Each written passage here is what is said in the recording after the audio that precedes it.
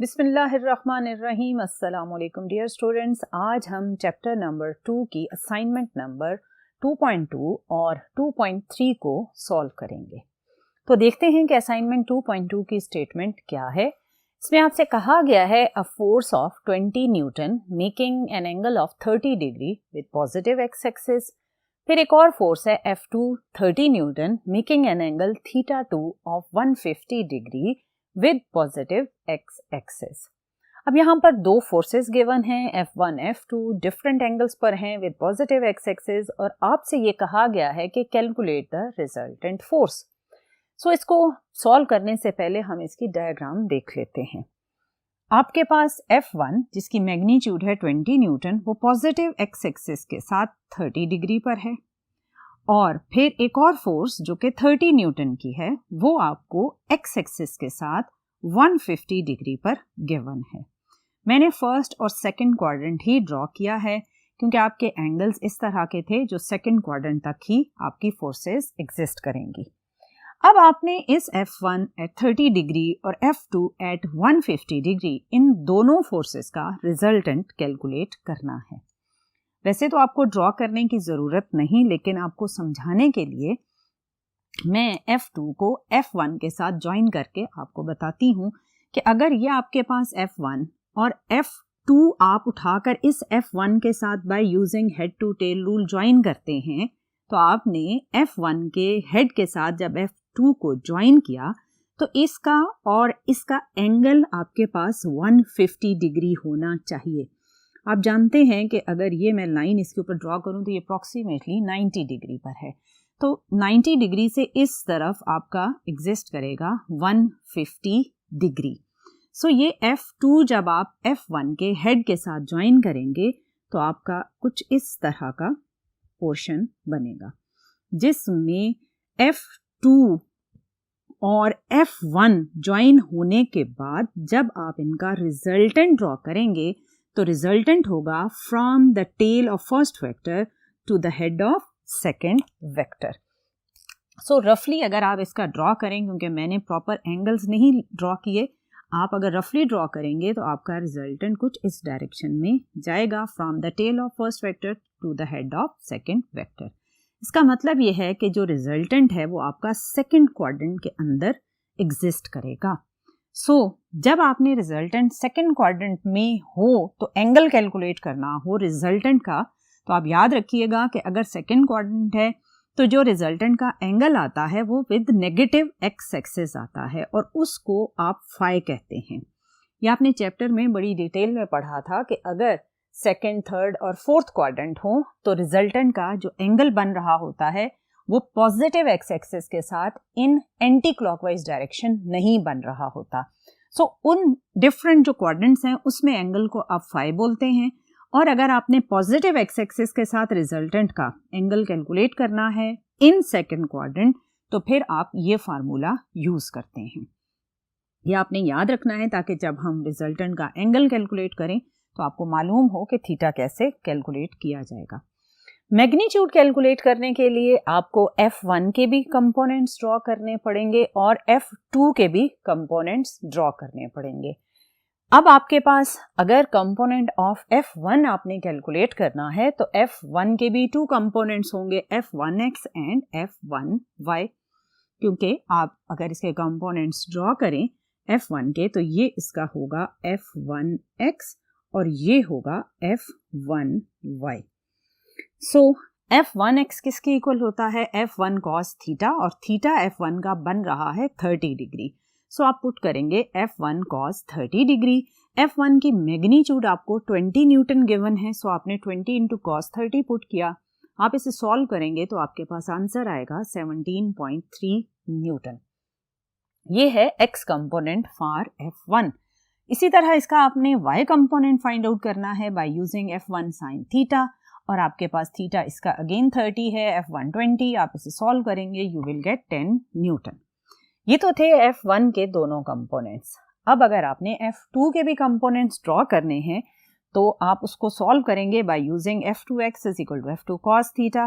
B careful, F2 का angle है 150 degree और इसकी मैग्नीट्यूड है 30।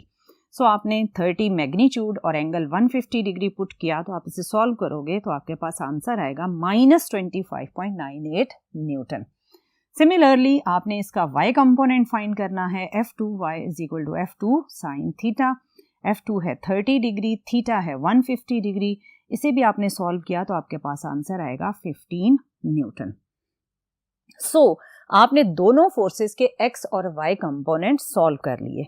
अब अगर आप F1x और F2x को कंबाइन करते हैं तो आपको मिलेगा Rx या फाइनल फोर्स या रिजल्टेंट फोर्स का x कंपोनेंट।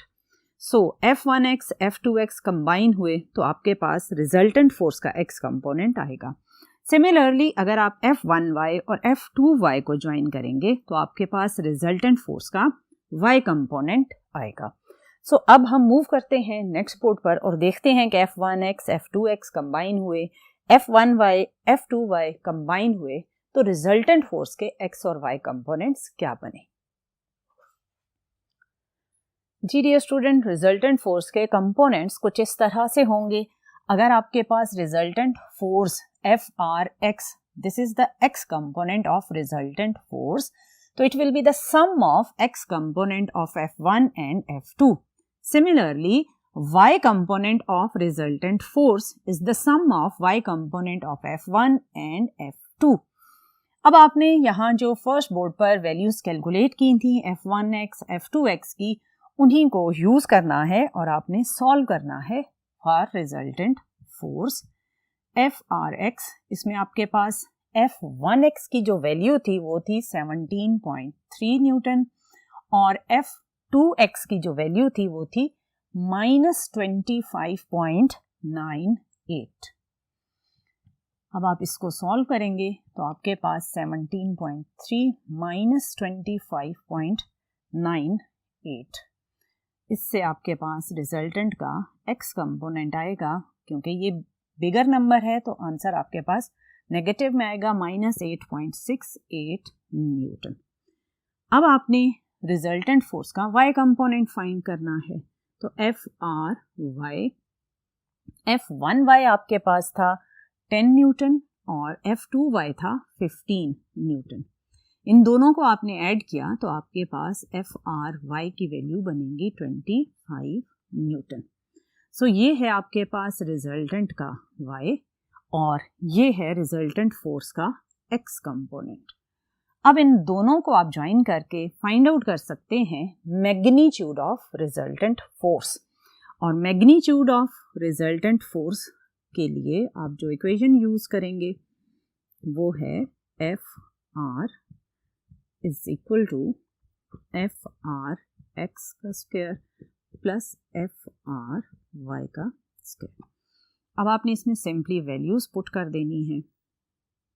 F(R)x है -8.68, आप पॉजिटिव में भी पुट कर देंगे तो फर्क नहीं पड़ेगा क्योंकि नेगेटिव है तो स्क्वायर होने के बाद ये अगेन क्या हो जाएगा, पॉजिटिव, बट नेगेटिव ही है तो पुट कर दें तो इट्स बेटर। अब आप इसे सॉल्व करेंगे तो आपके पास जो रिजल्टेंट फोर्स की मैग्नीट्यूड आएगी वो आएगी 26.46 न्यूटन।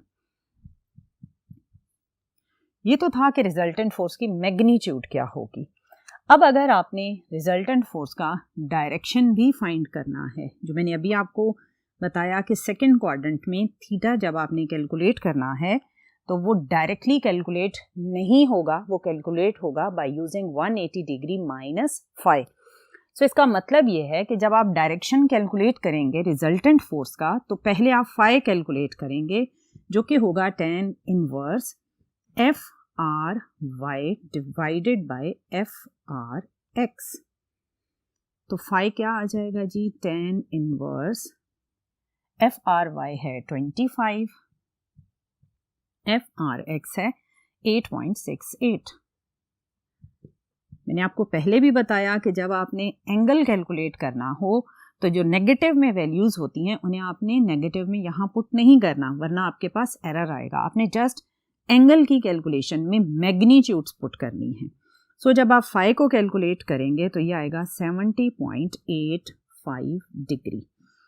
ये तो है आपके पास phi angle of resultant force with negative x axis, लेकिन आपको चाहिए theta with positive x axis, तो उसका फार्मूला है 180 डिग्री माइनस 5, 180 डिग्री माइनस 70.85।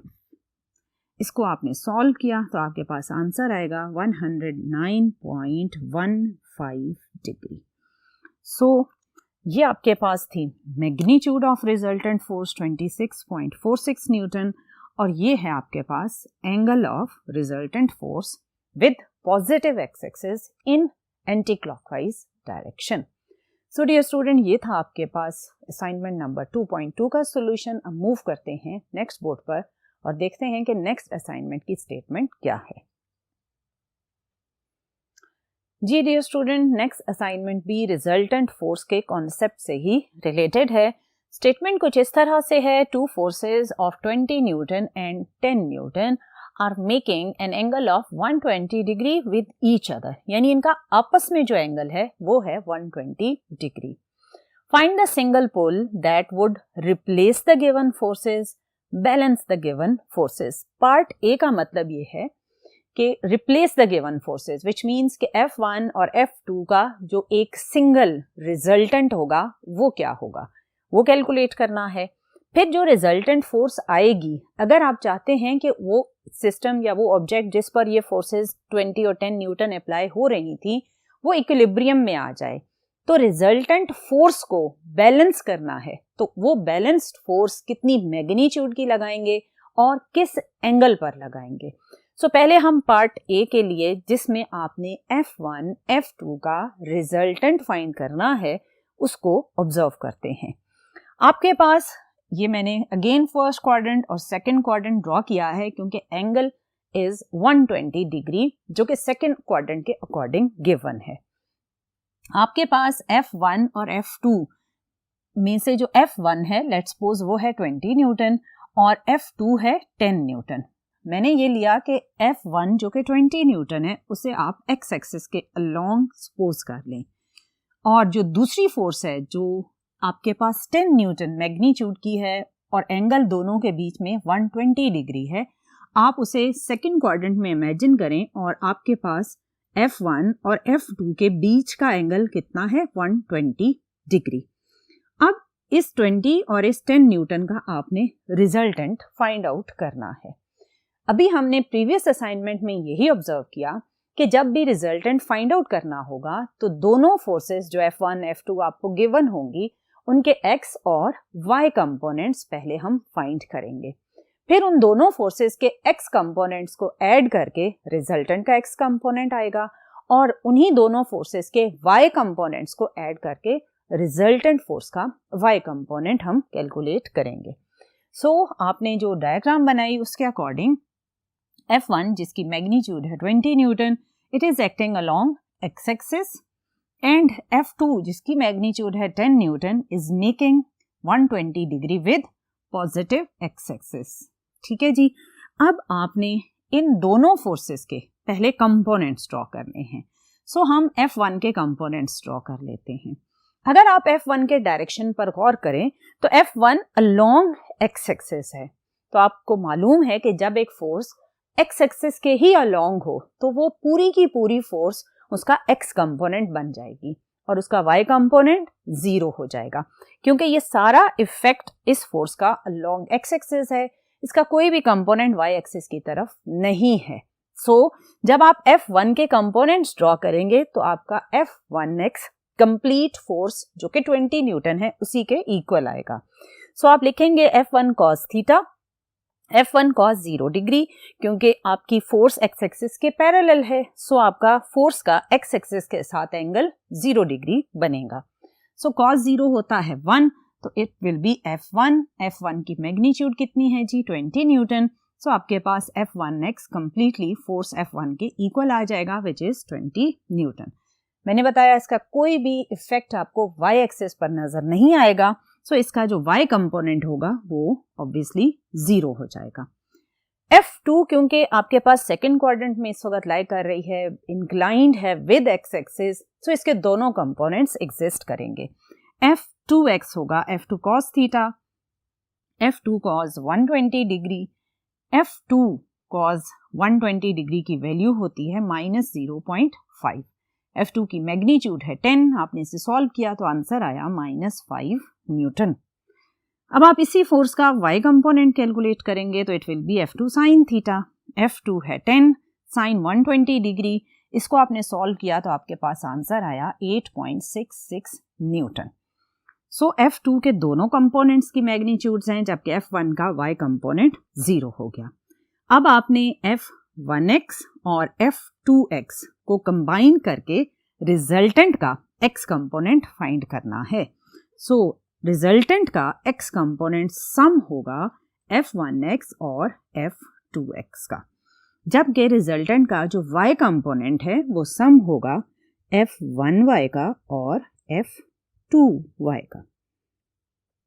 सो अब हम इसी जो ऊपर डाटा यहाँ से कैलकुलेट किया है उसे यूज करेंगे और Rx और Ry की वैल्यू कैलकुलेट करेंगे।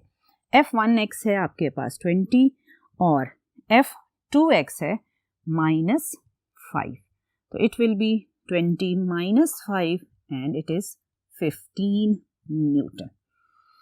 F1y है 0, F2y है 8.66, तो 0 + 8.66 तो it will be 8.66 Newton. So Rx आपके पास है 15 और Ry है 8.66 न्यूटन। अब आपने इस Rx और Ry को यूज करके रिजल्टेंट की मैग्नीट्यूड कैलकुलेट करनी है। सो जब आप मैग्नीट्यूड फाइंड आउट करेंगे रिजल्टेंट फोर्स की तो वो आएगा Rx का स्क्वायर प्लस Ry का स्क्वायर। Rx की वैल्यू है अभी आपने कैलकुलेट की 15 न्यूटन, Ry की है 8.66। सो जब आपने 15 और 8.66 को सॉल्व किया तो आपके पास इस पूरे स्क्वायर रूट को सॉल्व करने से जो आंसर आएगा 17.32 न्यूटन आएगा। सो इसका मतलब ये कि अगर 20 और 10 न्यूटन एट 120 डिग्री एक्ट कर रहे हैं तो उनके जो रिजल्टेंट की मैग्नीट्यूड बनेगी वो बनेगी 17.32 न्यूटन। ये तो थी मैग्नीट्यूड। अब हमने ये भी फाइंड करना है कि इस रिजल्टेंट का डायरेक्शन क्या है, यानी थीटा क्या बन रहा है विद पॉजिटिव एक्स एक्सिस। इसके लिए मूव करते हैं फर्स्ट बोर्ड पर और देखते हैं कि एंगल की वैल्यू क्या आएगी। जी डियर स्टूडेंट, अब हम कैलकुलेट करते हैं रिजल्टेंट का डायरेक्शन। डायरेक्शन के लिए आप हमेशा यही फार्मूला यूज करते हैं, theta is equal to tan inverse Ry over Rx। अभी आपने Ry की मैग्नीट्यूड कैलकुलेट की थी 8.66 और Rx की थी 15। आपने यही वैल्यूज यहाँ पुट की हैं, tan इनवर्स 0.577 और ये आपके पास आया थीटा 30 डिग्री। और ये थीटा की वैल्यू आपको ये बता रही है कि जब आपने F1 और F2 जो कि 120 डिग्री पर आपस में ज्वाइन हो रहे थे उनका रिजल्टेंट जब कैलकुलेट किया तो उसकी मैग्नीट्यूड आई थी 17.32 न्यूटन और उसका जो एंगल बना विद पॉजिटिव एक्स एक्सिस वो है 30 डिग्री। इट मीन्स के रिजल्टेंट लाई कर रहा है फर्स्ट क्वाड्रेंट के अंदर। अगर आप डायग्राम में देखें तो आपके पास ये था 20 न्यूटन और ये था आपके पास 10 न्यूटन फोर्स और इनके बीच में एंगल आपको क्या गिवन था 120 डिग्री। अगर आपने 20 और 10 न्यूटन को हेड टू टेल रूल के अकॉर्डिंग ज्वाइन किया तो ये 10 न्यूटन इसके हेड के साथ जब 120 डिग्री पर ज्वाइन हुआ, यानी यहाँ पर ये जो एंगल बनेगा ये 120 डिग्री बन रहा होगा। तो 10 और 20 न्यूटन का जब आपने रिजल्टेंट कैलकुलेट किया जिसकी मैग्नीट्यूड अभी मैंने बताई 17.32 न्यूटन, तो ये रिजल्टेंट ऑब्वियसली इस फर्स्ट क्वाड्रेंट में 30 डिग्री पर लाई करेगा और इसकी मैग्नीट्यूड हम अगर ड्रॉ करें तो ये रिजल्टेंट 17.32 न्यूटन और इसका जो एंगल बनेगा किसके साथ जी विद पॉजिटिव एक्स एक्सिस, वो भी आपने अभी कैलकुलेट किया, वो बन रहा था 30 डिग्री। सही। सो 20 और 10 newton according to head to tail rule at 120 degree आपस में ज्वाइन हुए, रिजल्टेंट की मैग्नीट्यूड आई 17.32 न्यूटन और angle with positive x axis बना 30 डिग्री।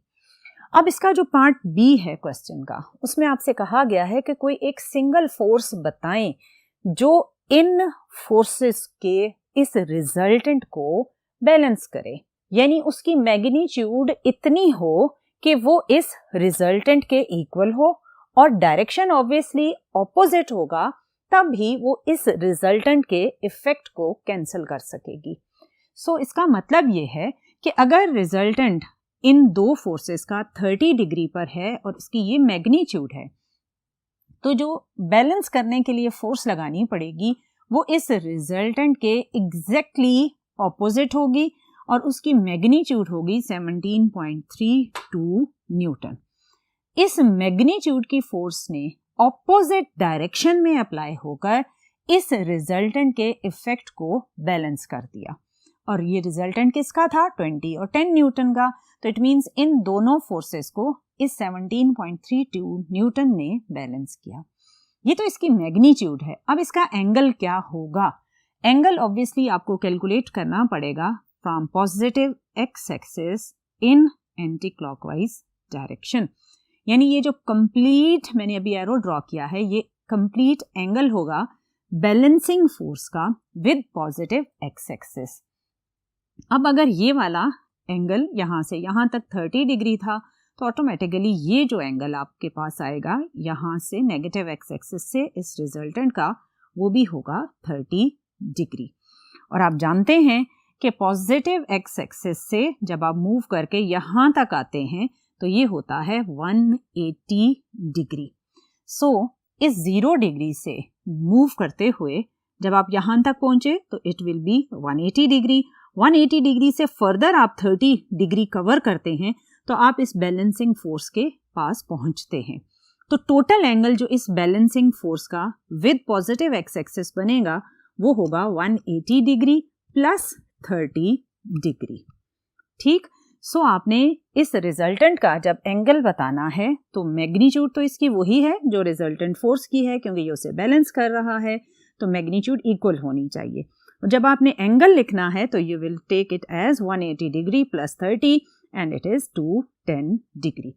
यानी अगर एक फोर्स इस मैग्नीट्यूड के साथ 210 डिग्री पर अप्लाई हो तो आपकी ये दोनों फोर्सेस 10 और 20 न्यूटन ऑब्वियसली एक बैलेंस्ड फोर्स के साथ एक्ट करेंगी और आपका वो ऑब्जेक्ट जिस पर ये अप्लाई हो रही होंगी वो इक्विलिब्रियम में आ जाएगा।